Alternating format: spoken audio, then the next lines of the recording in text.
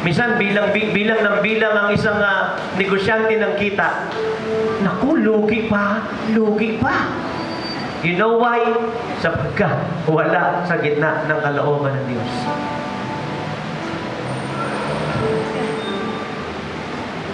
Amen po ba? Dito, the other disciples came in the boat, dragging the net full of fish, for they were not far from the land, but about 100 yards off. The net full of fish. Hinagis nila yung lambat na napakagahang. Nung hinihila nila pabalik, ang bigat na sapagkat puno na ng isda. Nakikinig pa kung tayo. Ituloy natin ang pagbasa. When they got out on land, they saw a charcoal fire in place, with fish laid out in it and bread. Jesus said to them, "Bring some of the fish that you have just caught." Tuloy natin. So Simon Peter went aboard and hauled the net ashore, full of large fish. Hindi lamang po puno ng isda ang kanilang lambat, puno ng malalaking isda! Maya-maya, lapu-lapu, tuna! Purihin ang pangalan ng ating pang salmon! Glory to God! Ako pag kumakain ako sa labas, paborito ko talaga salmon. Kahit mahal ang order, ino-order ko yan. Masarap ang salmon kainin. Ang lalaki ng mga isda, ang dami oh. At binilang nila, 153 na malalaking isda. Walang maliit, ha? Grabe! Pag nasa gitna ka ng kalooban ng Panginoon, palaki ng palaki ang project mo, palaki ng palaki ang business mo, palaki ng palaki ang trabaho mo, palaki ng palaki ang kontrata mo, palaki ng palaki ang negosyo mo, pataas ang grade mo! Palaki ng palaki ang baon mo! Amen! Amen! Amen! Nakinig kayo maigi sa akin. Gusto ba ng Diyos na yumaman ka? Opo! Ang ayaw lang ng Diyos, ilagay mo ang puso mo sa kayamanan mo. Yun ang ayaw ng Diyos. Hindi kalooban ng Diyos na mahirap ka. Wala sa Bible yan. Maling aral yan. Pero ang nais ng Diyos, huwag mong ilalagay ang puso mo sa pera. Nakikinig pa po ba tayo?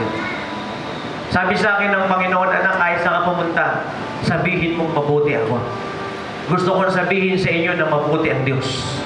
Kung tayo lamang ay mabuborn again, tatanggapin si Christ bilang Lord and Savior na ating mga buhay. At kung tayo lamang ay gigita sa kalooban ng Panginoon, mararanasan natin ang kabutihan ng Diyos. Full of large fish. Sasakay ka sa magandang sasakyan. Uupo ka sa magandang upuan. Matutulog ka sa magandang tulugan. Kakain ka ng masarap. Ikaw na kulot, magpapariban ka. Ikaw na unat ang buhok, magpapakulot ka. Hindi ko maintindihan, no? May mga taong tuwid ng buhok, nagpapakulot. May mga kulot, nagpapariban. Bahala ka kung ano na ang type mo. Bahala ka na. Pero yan lang ay, tanong ko lang. Kanya-kanyang type yan. Di ba? So, ano man ang type ninyo, okay, go. Riban man o kulot, go. Amen po ba? Walang ahad lang sa inyo. Amen? Amen. Praise God. Kaya pag nakita ninyo, nagpakulay ako ng buhok, huwag na rin kayong humadlang. Dahil ang buhok ko ay namumuti na. Nahahalata nga yung edad ko. At ako yung magsi-50 anyos na ngayong darating na May 16. Isipin mo, no?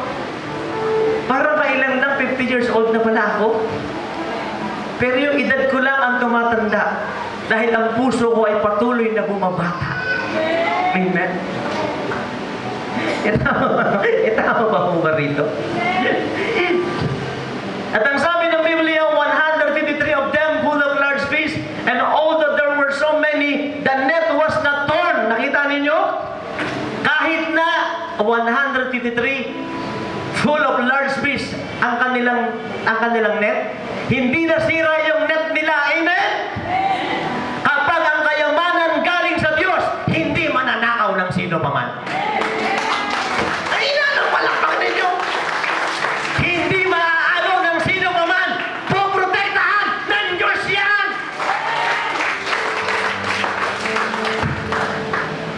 May tao pa ho ba rito? Puprotektahan ng Diyos siya. Igaling sa Kanya yan eh. Ayaw ng Diyos na paghila nila, nabutas yung lambat, yung mga isda, langoy uli. Sabi na isda, yuhu, free na uli ako. I am free again, I am free again. Bye-bye. Ayaw ng Diyos na gano'n. Ayaw ng Diyos na nagpapakahirap ka at hindi umuunlad yung buhay. Ayaw ng Diyos na. Ako lagi ko sinasabi sa inyo na sa lahat, huwag kayong magpakahirap na pagkatapos ay walang mangyayari. Kailangan may magpakahirap kayo na may nangyayari at nagaganap.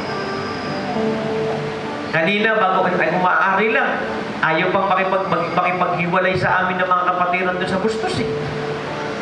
Kaya lang wala na kami magagawa kundi kinakailangan na namin umalis. Amen po ba? At hindi naman talaga kami ang kailangan nila. Amen. Ang Diyos sa buhay namin, sa buhay natin ang kailangan nila. Amen. Palakpakan natin ang Panginoon. Glory to God. Amen. Praise the Lord. Alam mo, nung Wednesday night, nangaral ako roon sa may Taguig, sa Patay, funeral service. Attend din natin sa Burlington, namatay yung nanay. So kasama ko si Sister Tonet, si Brother Abed. Yan kami ni Brother Abed, nag-presap sa Taguig sa Patay. Kung sa tingin ko, mga 30-40 sila, Sister Tonet, tama ba ako? Lahat po sila ay naligtas.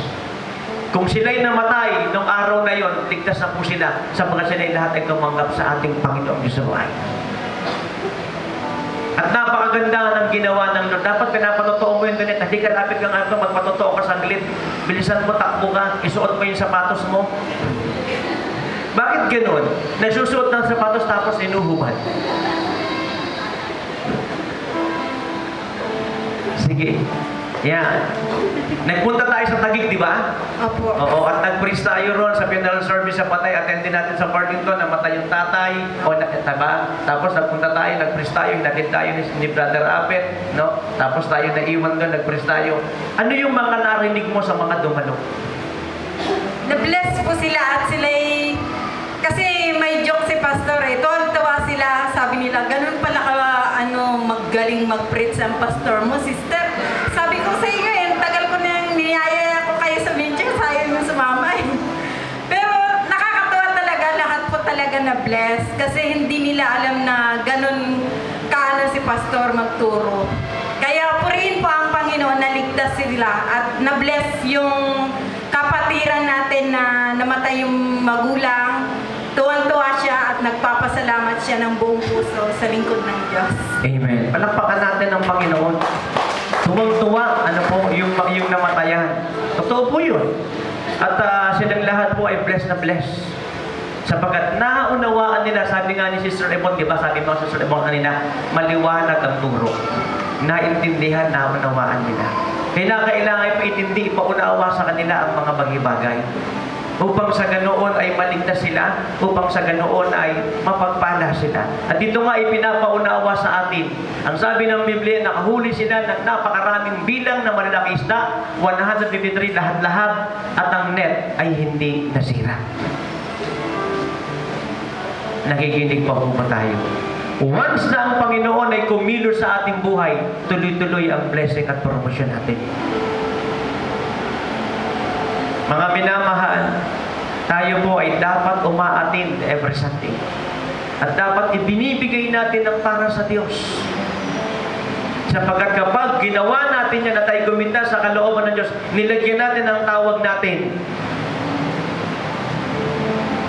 ang pagpapala ay tiyak na hahabol sa iyo. Amen. May tao pa ho ba rito? Alam ba ng Diyos ang ating mga pangangailangan? Sino nagsasabing alam ng Diyos ang ating mga pangangailangan? Tingin po kayo sa akin. Tingin kayo sa akin. Alam ng Diyos ang ating mga pangangailangan. At ito ang gusto ng Diyos. Tingin kayo sa akin. Ako alam ng Diyos ang aking mga pangangailangan. Ang gagawin ng Diyos, tutugunan ang lahat ng aking mga pangangailangan. Amen. At susobrahan pa niya. Bakit niya susobrahan? Ito yung pangangailangan ko, tutugunan ng Diyos, susobrahan pa niya. Bakit niya pa susobrahan? Tingin kayo sa akin. Upang silang mga nangangailangan, gamitin ako at matugunan matutugunan ang kanilang mga pangangailangan. Yan ang sinasabi ng gawa. Sige, palakpakan natin ng Panginoon. Yan ang sinasabi ng gawa 20:35. It is more blessed to give than to receive. At dito, sa Kingdom of Jesus Fellowship, hindi lamang tutugunan ng Diyos ang pangangailangan mo. Gagamitin ka ng Panginoon para iligtas sila. Gagamitin ka ng Panginoon para alagaan sila. Gagamitin ka ng Panginoon para palalimin sila. Gagamitin ka ng Panginoon para pagalingin sila. Gagamitin ka ng Panginoon para pagpalain sila. Amen? At ang mga hindi nila natitikman sa tanang buhay nila ay matikman nila. Amen? Napakataas ng pangarap sa atin ng Panginoon. Kaya kinakailangan gumising tayo ng malalim. Kaya sinasabi ko nga sa inyo, nakaamba na ang hatol ng Diyos sa lahat ng mga hindi tinatayo. Ang kayo, Jeff, saan mang bansa sila naroon ngayon, ang hatol ng Diyos ay babagsak sa kanila. Bakit? Sapagkat ayaw nilang magligtas, ayaw nilang mag-alaga ng mga tupa, at ayaw nilang tumulong para lumaki ang tunay na gawain ng Panginoon at ang marami ay makarating sa high school, makarating sa college at graduate. Amen! Palakpakan natin ang Panginoon sa buhay. Maniniwala lang sila sa mga prophecy pag nangyari na sa kanila ito. May nasampulan na nga eh. May nasampulan na tahimik siya ngayon. Sa Facebook niya, tahimik siya ngayon. Sa kanyang mga mahal sa buhay, tahimik siya ngayon. Bakit siya tahimik ngayon? Waray kita. Tahimik. Alam ba niya ang warning? Alam niya. Alam ba niya yung mensahe? Alam niya. Nakakausap ba niya ako personal? Nakakausap niya ako. Paulit-ulit kong sinasabi. Huwag na ho tayong pasampul pa. Nasampulan sila Pedro, walang nahuli. Pero sinampulan sila ng pagpapala ng Diyos, marami silang nahuli. At napakarami nilang nahuli. May tao ba ho ba rito? Ang kinakailangan natin ay pananampalataya at patuloy na pananampalataya. Paniniwala at patuloy na paniniwala.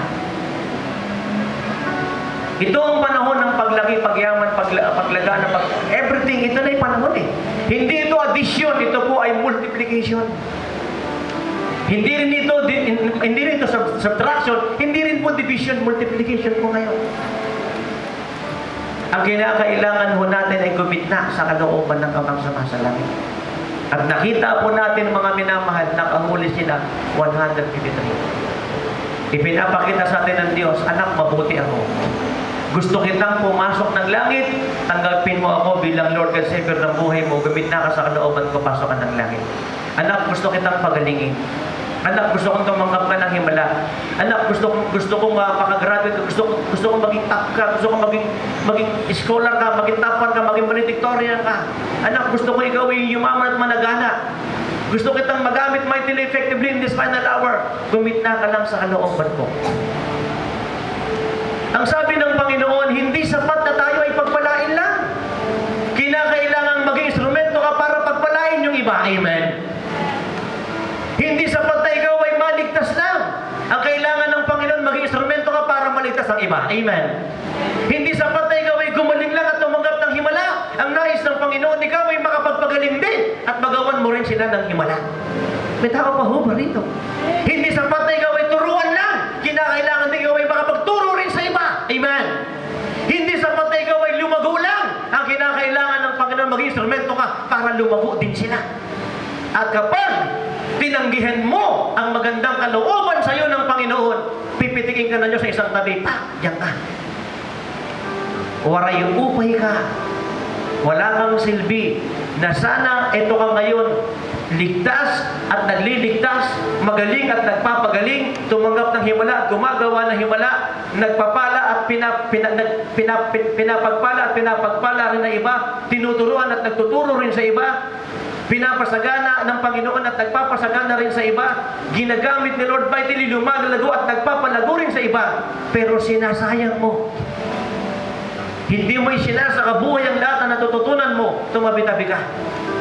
Tatawag ang Diyos ng iba.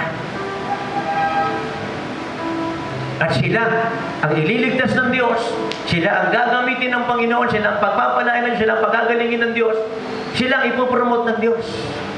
Alam mo, ang kaligtasan ay unang dumating sa mga Israelita. Ang kaligtasan ay unang dumating sa mga Israelita, pero tinanggihan nila ito. Nakikinig pa ba tayo? Kaya ang kaligtasan ngayon ay wala sa mga Israelita. May nabubulag ng mga Israelite pa isa-isa. Pero collectively as a nation, hindi sila maliligtas sapagat nireject nila ang Messiah. Kapag sila ay nag-cry out sa Panginoon at tinanggap nila na si Jesus ang Messiah, collectively as a nation, maliligtas silang lahat. Nakikinig po ba tayo? Ngayon, nasaan ang kaligtasan? Basahin mo yung Roman 9, basahin mo yung Roma 10. Roma 9 at Roma 10. Ang kaligtasan ngayon, nasa mga hintil. Kasama tayo ron. Nakikinig po ba tayo? Naunawaan mo ba natin? So mga minamahal, ganun po ang prinsipyo ng Diyos. Ayaw ka. Bibigyan ka ng chance pero ayaw ka pa rin. Bibigyan ka ng chance pero ayaw ka pa rin. Sabihin ng Lord, tabi ka na muna. Alam na ho natin dito sa ating iglesia, may mga nasampulan na talagang napatabi talaga. Pero nang nagsisi ng kasalanan, nagpakumbaba sa harapan ng ating Panginoon, nakita natin tuloy-tuloy na ang promosyon. At mga minamahal, ang nais ng Diyos ay tuloy-tuloy ang ating promosyon. Amen. Palakpakan natin ang Panginoon Diyos sa buhay. Glory to God. At anong nangyari? Ang kanilang net ay hindi nasira. Tingin po kayo sa akin. Sino man ang humadlang sa iyo sa patungo na promosyon, hindi mananaig yan. Amen. Sabagat nasa gitna ka ng kalooban ng Diyos. Sino man ang umatake sa iyo, sino man ang lumaban sa iyo, at sino man ang humila sa iyo mababa, hindi mangyayari yan. Ikaw ay magpapatuloy sa pag-angat dahil nasa gitna ka ng kalooban ng Diyos. Amen. Malakpakan natin ng malakas ang ating Panginoon.